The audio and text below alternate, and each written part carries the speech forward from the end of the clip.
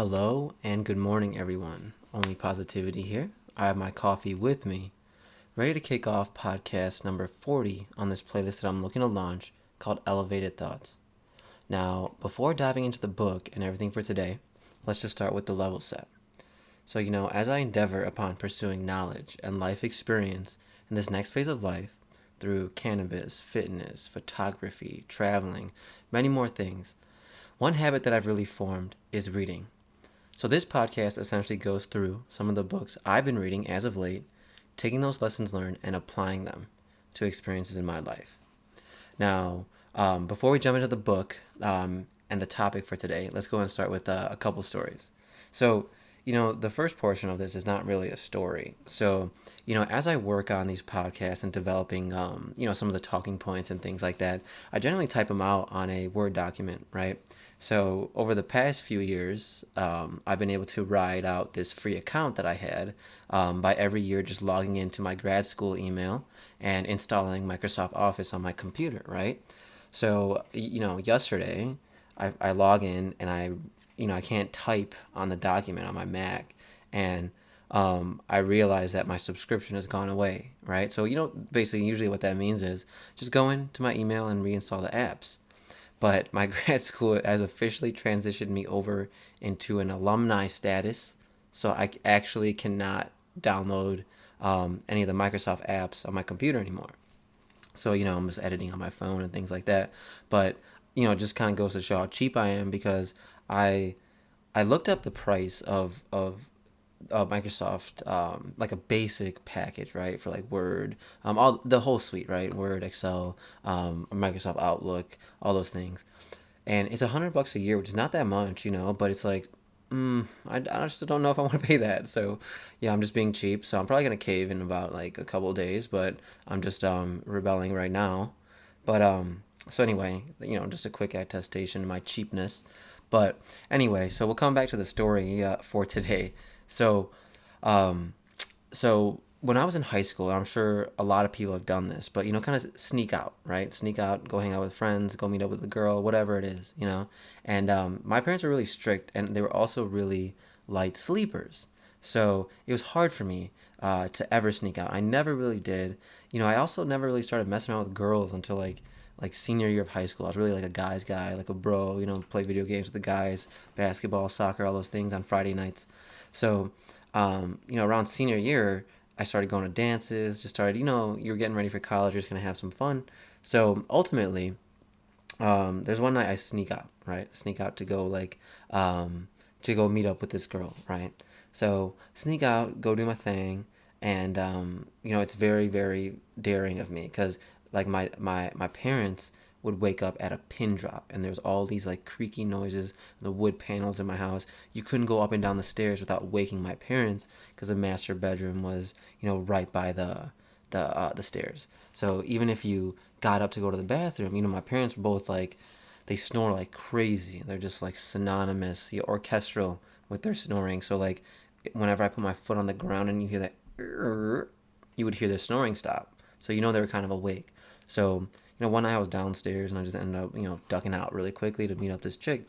So I come back around like 5:30 a.m. Right before my parents are waking up to go to work and everything like that. And it's still relatively dark. It's still pretty much pitch black at the time. So it must have been like 4:30, right?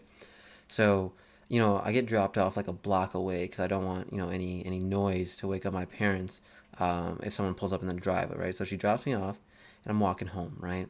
So as I am approaching my house, it becomes deathly silent, right? It becomes eerily quiet, and it's pitch black outside.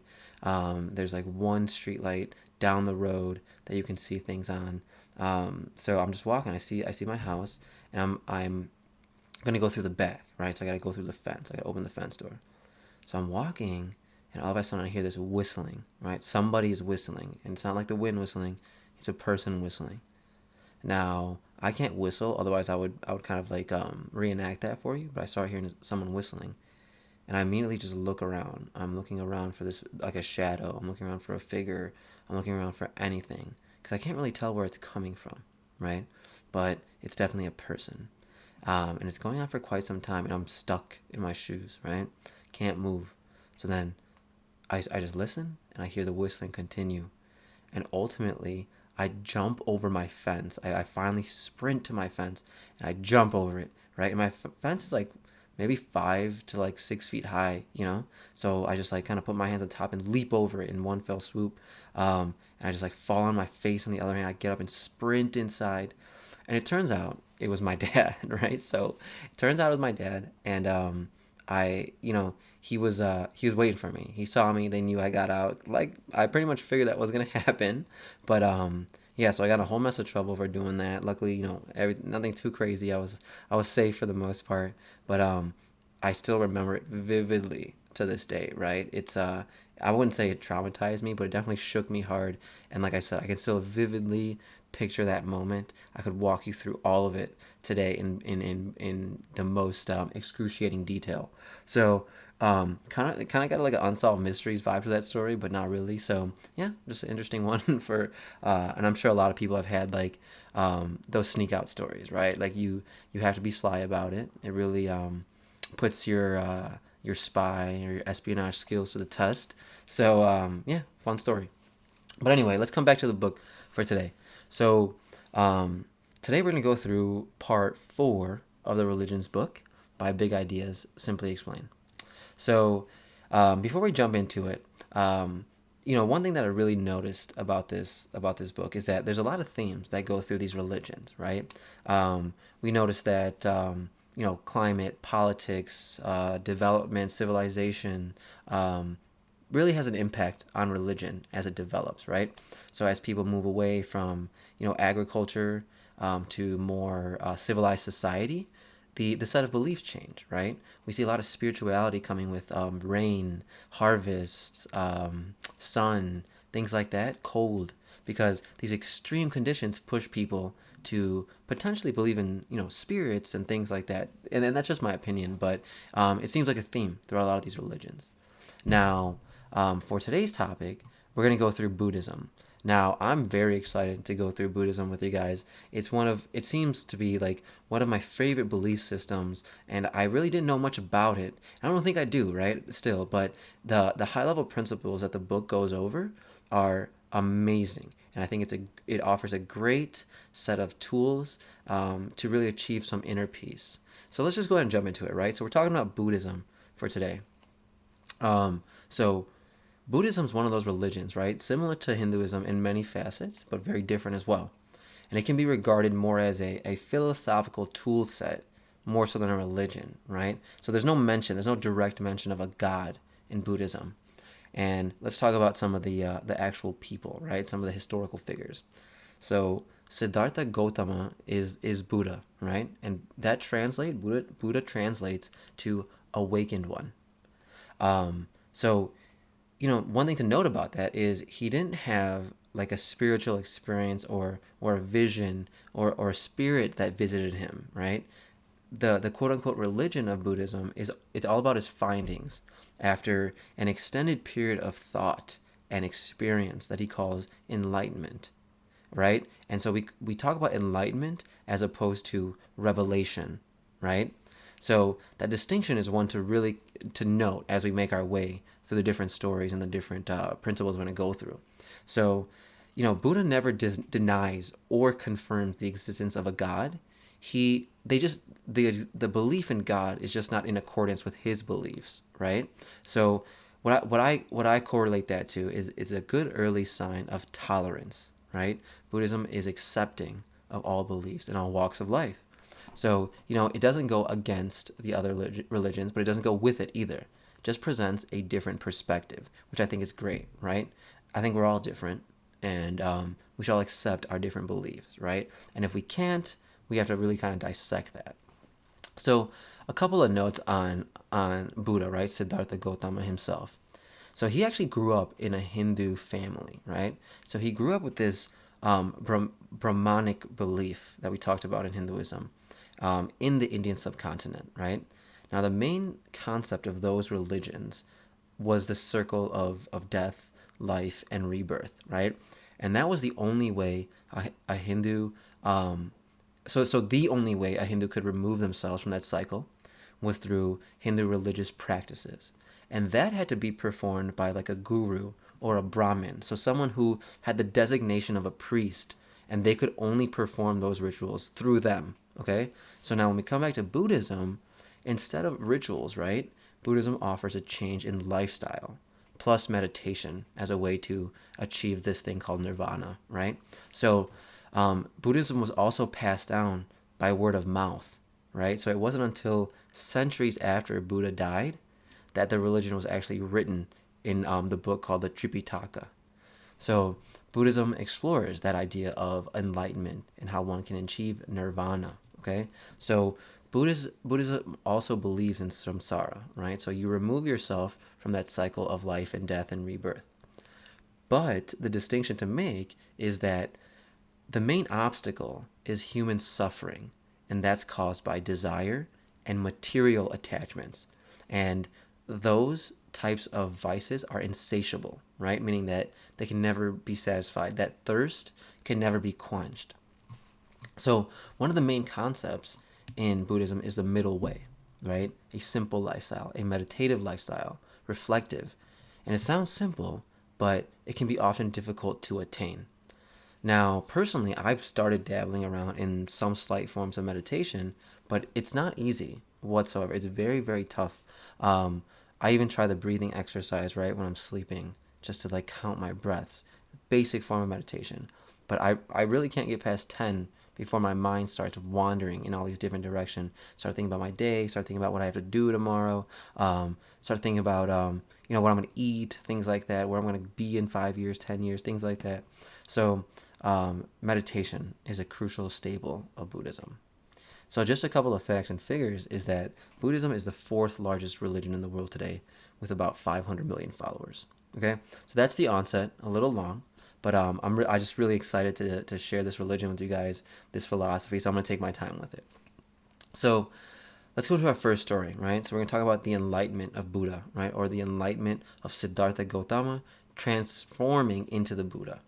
Now, this takes place in 6th century northern India. Okay, so to lay the background of the foundation of the story, this was a time where India was going through some drastic political and social change. Right, there was a lot of conflict, a lot of war, a lot of bloodshed between cities, and they were moving away from that agricultural lifestyle, moving towards trade, commerce, and things like that. So naturally, people are drawn away from agriculture as they compartmentalize it, and people start asking questions about religion and life in general, right? So we remember in the last podcast about Hinduism that the caste system was very prevalent in India at the time. So now you'll see throughout time how different civilizations and different religions deal with questions, right? So if someone questions the religion, some religions will accept it, and some will oppress the questions, right? Some will consider those things heresy. But it seems as if Buddhism is one of those religions that welcome questions, right? And they don't give you any answers, but they give you the tools to find answers on your own. So, like I said, there was already these Vedic religions in Hinduism with ritual sacrifice, and the authority of these texts was usually given to only the Brahmin class. So at the time, society was all about obedience and maintaining that difference in classes. Now, one thing we talk about now, and I think we've talked about this in previous podcasts, is saying no, right? Especially in the South Asian population, it's very disrespectful, or it's considered disrespectful, to say no, okay? So now imagine questioning belief, right? And I think people tend to get defensive when they don't have answers, right, behind their beliefs, right? It's like, I told you so, and that's why. But now as you get older, right, even in the workplace and things like that, you should always be able to ask a question in a respectful way and get an answer, right? And if someone says that's how it is, well, I guess you have to live with that, but that's not really something that you can act upon. That's not something you can ingest and really rationalize if it just is so, right? So there was a lot of gurus at the time, and they went through different extremes, right?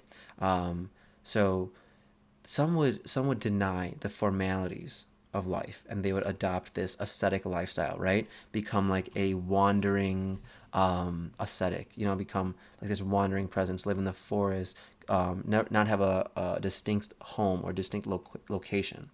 They would deny like all worldly pleasures, deny all material things, and they lived outside the class system, right? So there's like these Hindu ascetics that would just be wandering, right? Sages, Hare Krishnas, things like that. Now, when we talk about Siddhartha Gautama, he was wealthy, right? He came from a wealthy family, and as he approached adulthood, he realized that his lifestyle wasn't correct, right? He was aware of like the hardships that life poses, but he also became aware that material things, more money, more cars, more clothes, these material things don't offer any escape from the realities of life. Now, we come back to today's world. Now, let's talk about, does that promotion offer you more happiness? Will you be happy once you get that promotion? Does more money offer you happiness?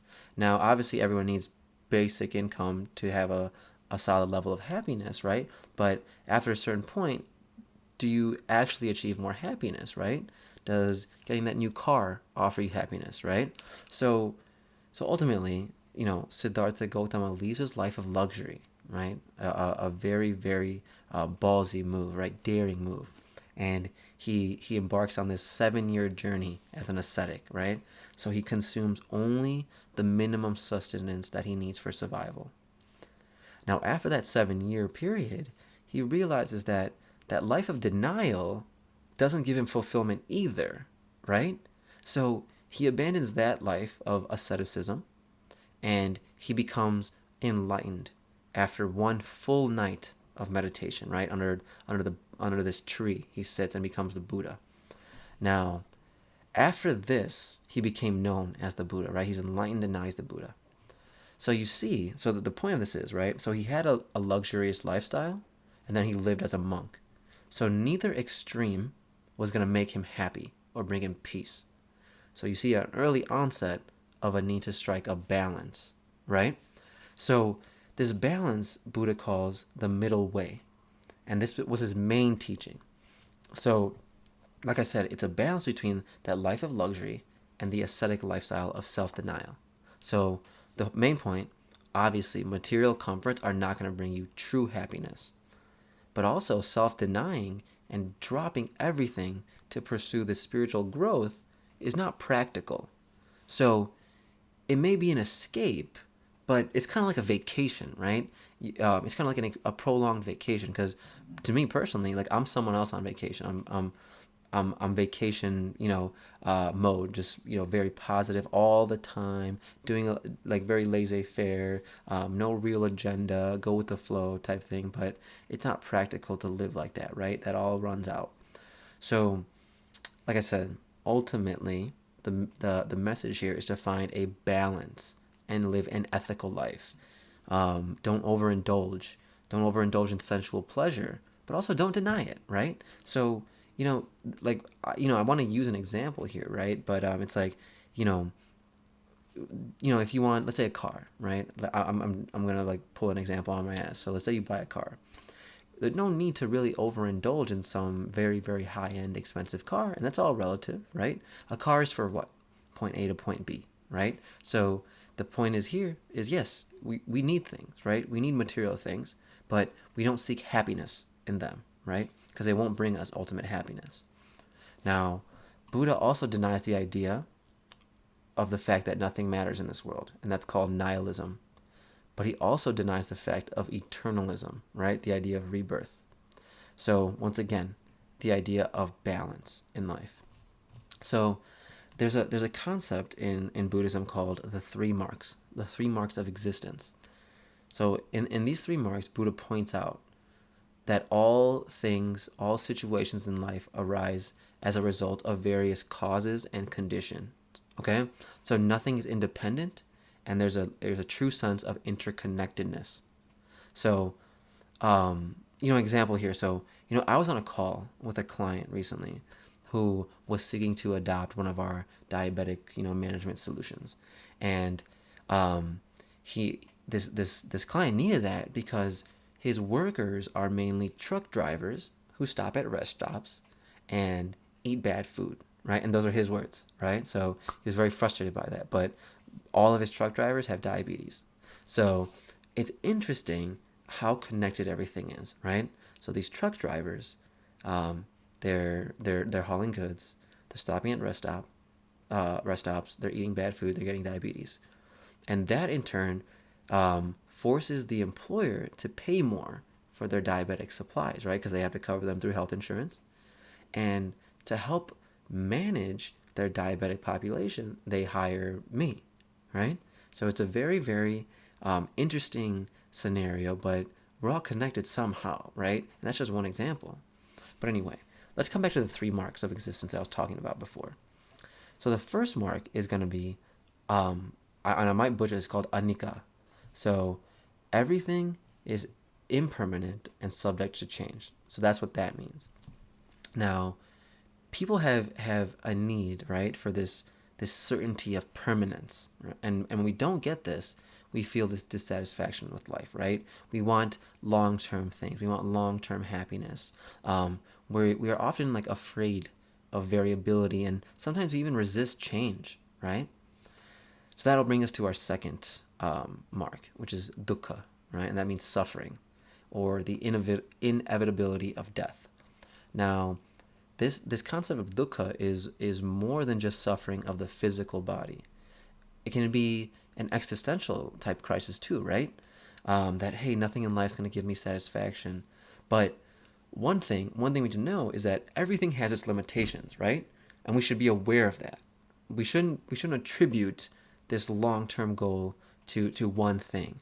Everything in this world has somewhat of a limitation, and when something reaches its end, we should not be upset by that, right? Because it's a natural progression. So coming into our third mark is anatta, which is everything is constantly changing and nothing is fixed, okay? So like we said, everything is subject to change, and we should not resist that. And J. Cole said that in one of his songs, right? So let's talk about a situation, right? So my cousin is much younger than me, right? 10 years younger than me.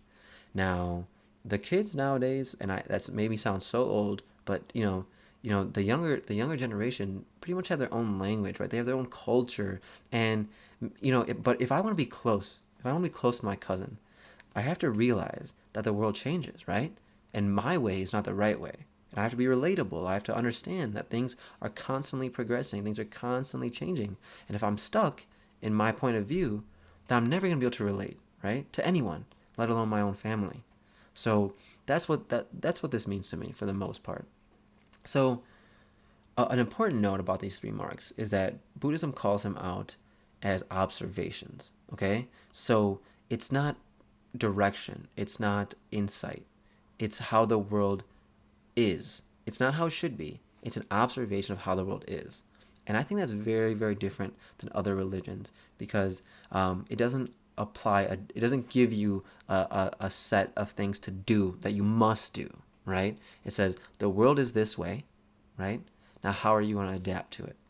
So I think it's a very, very interesting concept. I might not even explain it properly, but it's resonating with me, right? I'm ingesting it. I'm thinking about it. I'm trying to apply it.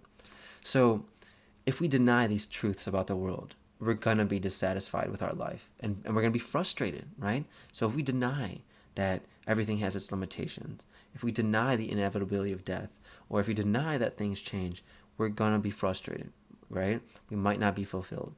So Buddhism doesn't really seek to promote an ideal world, but it gives you a way to be happy with what you already have in life, right? So let's talk about how we apply the middle way to daily life, okay? So we see this with the four agreements, right?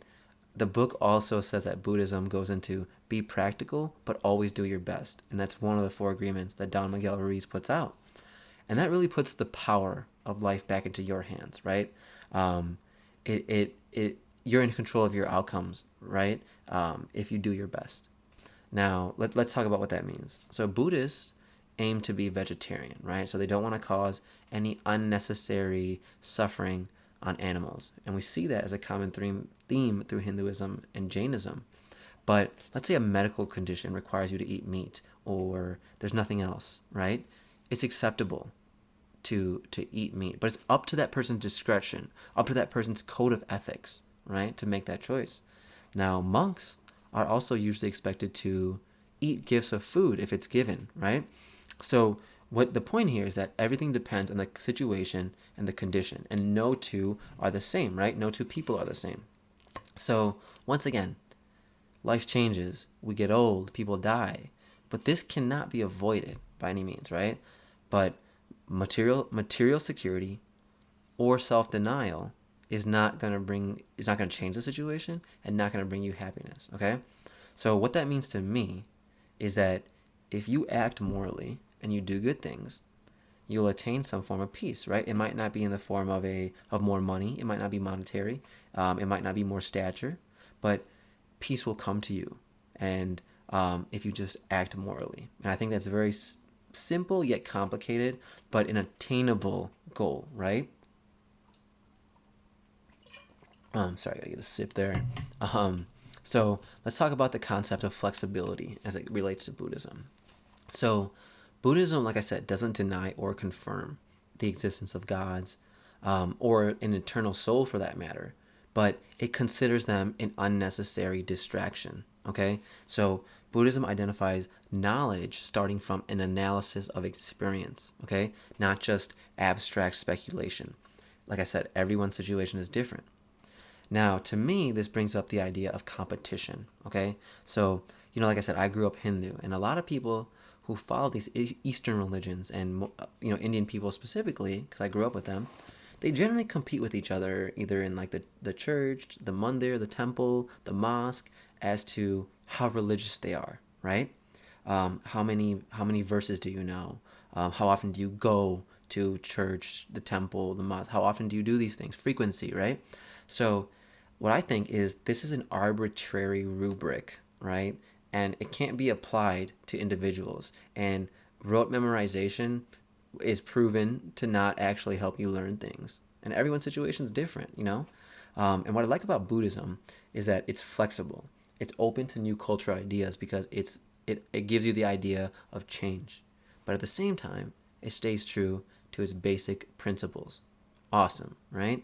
So what I think about that is that every religion should be willing to change, or it should be timeless, right? It should apply no matter what time period it's in. And that's not easy, right? So like, let's say a religion is outdated, right? Any religion. There's no harm in having an update, right? Right? Some key people in the religion, just updating it to bring it kind of into the 21st century. There's no harm in admitting that a principle could be outdated. But you'll see over time that when people start to question, an institution will have a rebuttal ready, right? No, that's not how it is actually, right? But it's like, hey, come on, let's work together. Obviously, questions are okay, right? It doesn't mean that we're going against it by any means. It's just okay to have questions, right? So another great point about Buddhism is that the middle way is open to everyone, right? And it says that the self is not stagnant, right? The self is always changing. And this is a very interesting concept because I've heard Joe Rogan say this before on his podcast, right? Where people might come up to him and say, "Man, you've changed. You've changed." But that can be that's said in a negative light, but it's like, "Hey man, like I hope you change. I hope you continue to grow, right? I hope, you're not the same as you were 5 years ago, right? So like, I'm trying new things. I'm trying photography. I'm trying new fitness things. I'm trying this podcasting thing out, but I'm changing. It's making me better. It's making me grow, right? So putting yourself in these uncomfortable positions, accepting that, hey, look, life is subject to change. I'm not going to resist it. I'm just going to stay true to my principles. And this is probably an interesting concept at the time when Buddhism was originating, because class was everything and people couldn't rise above it. So, so that a great first story to go through, right? The enlightenment of the Buddha. We're gonna hop off that, and we're gonna go through our next story here, which is escape from the eternal cycle. Same thing around the 6th century BCE in northern India. So, one of the first points here is that one of the main teachings of Buddha is the Dhamma. Okay, so the Dhamma is the Four Noble Truths, and one of the main goals of those Four Noble Truths is to overcome suffering.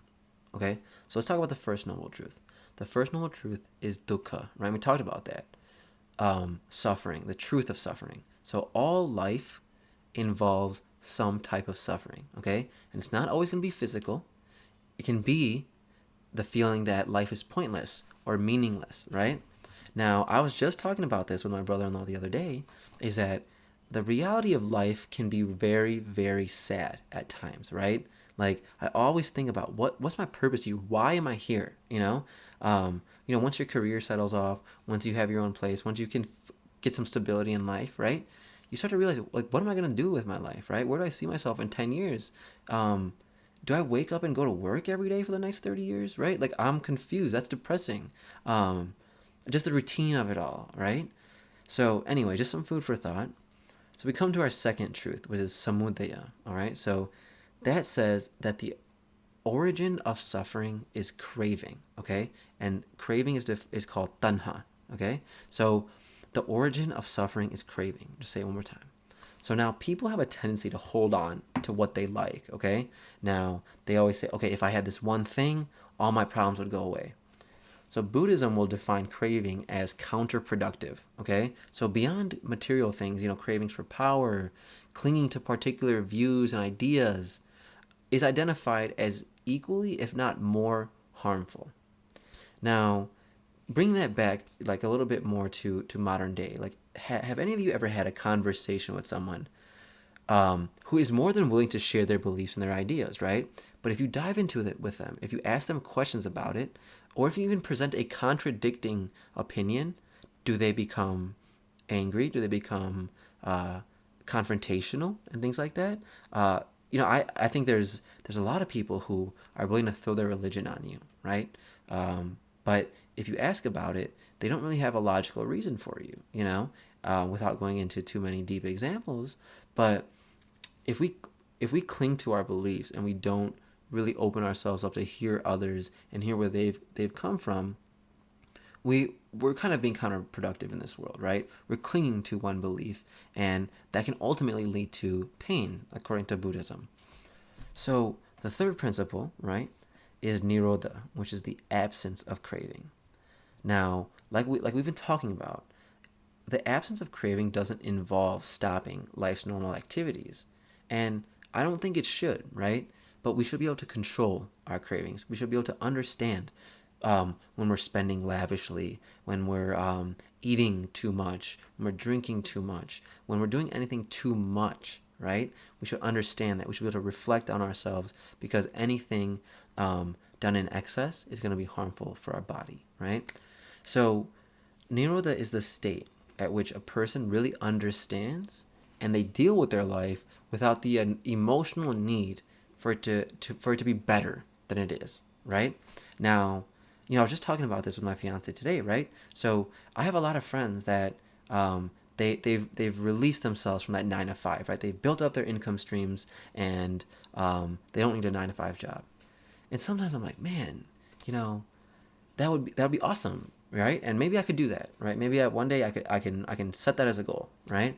But I realized the situations of these different friends of mine, right? And I didn't grow up like them, right? They had a few other things, right? They had a few more supportive tools than I did, right? And not trying to like play a sad story for myself or hop on my soapbox here, but we just have different situations. And after reading this text on Buddhism, I was like, it's okay.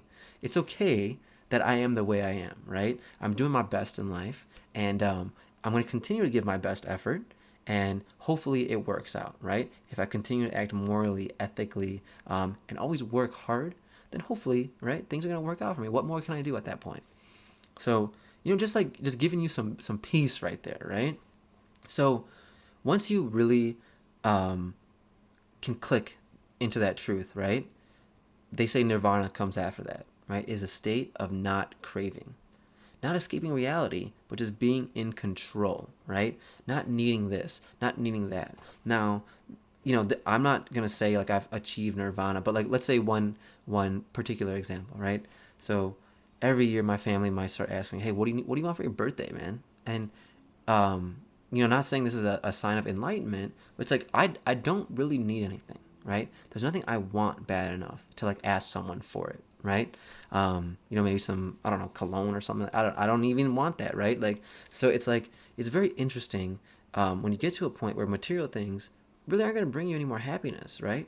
You have to get into this realm where you're you're looking for more experience, right? You're looking for more touch points with people. You're looking to gain more knowledge and things like that. And I think that's the whole journey I'm on right now, which is it's very interesting, right? Very interesting as I form these different habits and continue to embark upon this journey for knowledge. So coming back to the book, right? So we talk about this truth, right? And, the absence of craving. They say that this leads to an engaged state of happiness, right? So it's a form of happiness that comes from good moral conduct, okay? And another great aspect of it is that nirvana is accessible to anyone in this lifetime, okay? So not salvation at a later date or in heaven or anything like that. It's happiness that can be achieved in this world by any person, which I think is awesome, right? You don't need a priest to get you there. It's not going to happen after you die.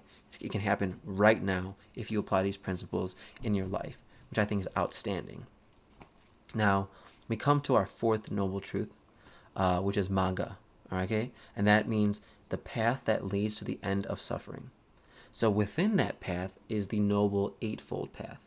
So a good note here is that these are not sequential steps, but it's 8 principles, okay?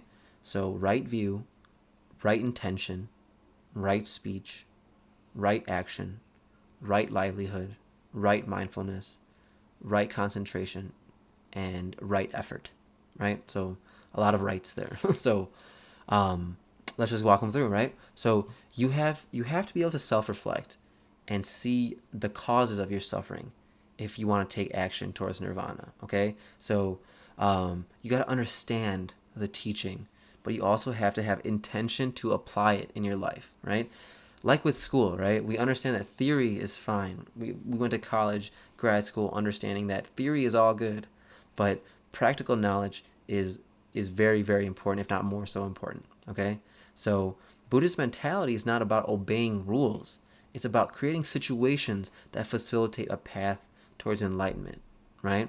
So you avoid telling lies, you avoid speaking harshly, don't listen to gossip, don't spread gossip, right? You have to cultivate a truthful, a purposeful, a kind speech, okay? They say don't destroy life, don't steal, don't misuse your senses, don't cloud your mind. Earn a living in a way that doesn't go against any of those principles, right? And that's one of the main reasons I personally stay in the healthcare realm, right? Is because hopefully in some way I'm impacting a person's life positively through whatever facet. But that's why I stay in the healthcare realm. Hopefully I can get closer to patients, to members and things like that, and help them really find out what's wrong, really find out the best way to help them. But right, just staying in accordance with earning a living in a way that doesn't go against these 8 principles. So we talk about right effort.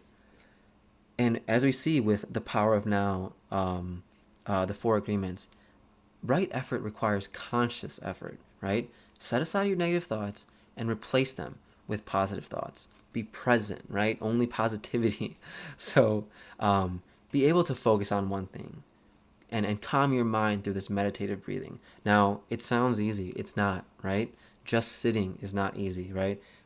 Putting your phone aside, not scrolling through some of the negativity in the news feeds and Instagram, Facebook, these things, but sit, breathe, clear your mind, right? We see a lot of, like I talked about in the last podcast, with egos, right? People who hop on different platforms and think, you see their ego coming to light, right? It's hard to just sit and focus on breathing and do something without a stimulus, right? Or an end goal or a monetary goal or some kind of I want to be famous goal. Just do things for the right reasons. Do things because they'll make you better.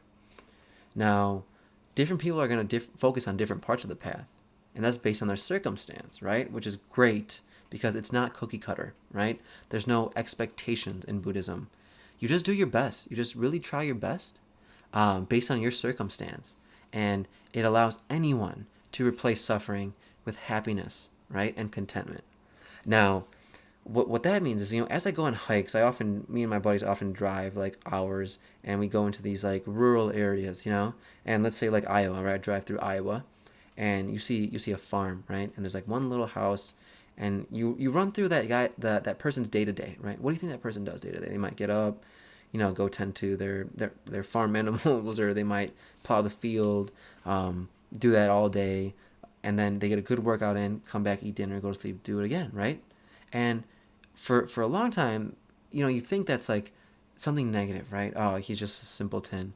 But then you realize that a simple life is a good life, right? When you have too many moving pieces, it's too much to manage, right?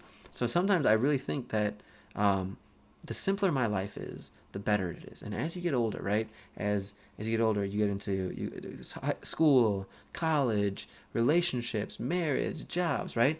A lot of moving pieces in life, kids, family, right? Things like that. It can really weigh down on a person. So I think simplicity is great, but you have to focus on the different parts of the Eightfold Path based on your circumstance. And a really good point here is that Buddhism places wisdom over faith, okay? And this is a little bit controversial, but I'm just going to go ahead and say it anyway. So, a quote from the book, right? From the Dhammapada, which is a Buddhist text. Finding themselves threatened by danger, people take refuge in spirits, shrines, and sacred trees. But these are not a true refuge, right? So that's what the quote is. Now, in my particular religious upbringing, um, even so, oftentimes with people I knew, my parents too, if they wanted a good outcome, they would go to the mandir, right, and pray for that outcome, give faith, right? No need for anything else, just go give that faith. That's all good, right? And I'm grateful for my life, and maybe it worked, right? But let's talk about even my religious upbringing. There was outright unspoken competitions amongst people who could memorize the most mantras or the most verses, right? Or competition amongst people who appeared to be the most religious. Now, if you know the meaning behind these mantras and things like that, all good, right? And if you apply them, even better. But this competition and clinging to spirits can be noise, and it can steer you away from actually taking charge of your life, right? Because then you become somewhat of a victim, right? If you, like, I'm just going to go through this, right? If we pray and think our problems are going to go away without taking action, then we become a victim of life, right? We don't take charge of it when we really can, okay? So, like I said, a bit controversial there. Maybe I didn't articulate that as good as I could, but just some food for thought, okay? So that brings us to the end of our second story, which was the escape from the eternal cycle, and we come into our third and final story, which is the development of Zen Buddhism.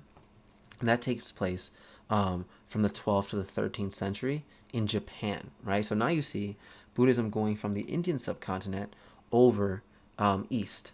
So the word Zen actually means meditation, okay? So it's an awakened consciousness outside of tradition and outside of scriptures, okay? So Zen seeks to allow enlightenment to happen naturally as a result of clearing your mind. So it does so without the need for a rational argument, without text or without rituals, okay? So the book outlines the story. So one day, Buddha had just held up a flower, and he was spinning it in his hand, and he didn't say a word, but his student smiled and suddenly got the point of everything. And that's what he calls a wordless insight. Now, it was that insight that was passed down through 28 generations, all the way to one of Buddha's disciples, Bodhidharma, who took it to China and then spread to Japan. Now, Zen Buddhism states that people have two minds, right? So one mind is the small mind. So, it's acquired at birth, and then it's influenced by the world around them, okay? So Zen Buddhism will say that there's also a Buddha mind in everyone. It's free from egocentric thinking, but it's hidden by the clutter of the mind. Okay, so when people begin to recognize their Buddha mind, they don't gain anything, right? It's not like, oh, I have this new tangible thing, right? It's more like they realized what they've had all along. Now, this branch of Buddhism is going to say that people should try and remember their minds before they were conditioned by the world, right? Before they were conditioned by experience. Now, what that leads me to talk about is the difference between adults and young children, right? The ego. Okay. Now it seems like young children, they have this curiosity, this this youthfulness to life, right? They're not blunted or jaded by some of the harsh realities of the world. So they're students of the world ultimately. So they they don't think they know everything, and they're very curious to take on new information, right? If you look in a newborn's eyes, they're taking on everything. Everything's new, everything's great, right? So in terms of Zen Buddhism, there's this process of prolonged sitting, and that's correlated to enlightenment, right? So a person doesn't sit in order to become enlightened, but in the act of sitting, the person who is already enlightened stills and clears their mind away from the illusion of a separate self, and that is enlightenment right there. So they go forward and say nothing new is known. All that is known is that it is not necessary to know everything. Not everything needs an explanation, right? Some things just happen. So a lot of Morpheus-esque things going on there, right? But nothing new is known. All that is known is that it is not necessary to know anything. Not everything needs an explanation. So once again, Buddhism, Zen Buddhism, is about creating situations that bring insight without trying to express it or explain it rationally. So, a note here, a great podcast on Buddhism. So that's all I got for you guys today, right? A little bit longer of a podcast, but I hope you guys really enjoyed that. I love Buddhism. It's been one of my favorite religions to read about so far. So I hope you guys are enjoying the podcast. Feel free to leave me any feedback, and remember, only positivity. Thanks, guys.